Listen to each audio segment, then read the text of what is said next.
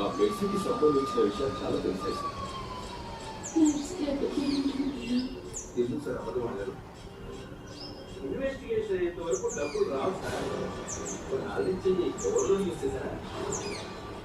ఈ సూట్కేస్ ఏంటి సార్?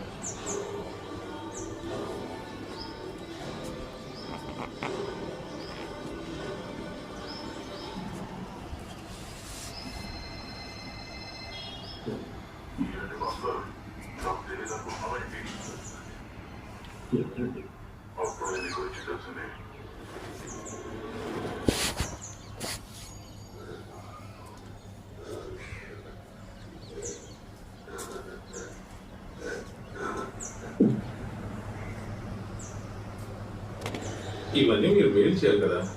నేను ఇక్కడ దగ్గరలోనే ఉన్నాను, అందుకే వచ్చి ఈ తర్వాత చూద్దాం సార్. నేను కశ్మీర్ నుంచి వచ్చాను, ఇప్పుడు నాకు ఫ్లైట్ కూడా ఉంది. జనాలు కన్యాకుమారి నుండి కూడా వస్తారయ్యా. అయినా కశ్మీర్ పక్కనే ఉంది కదా.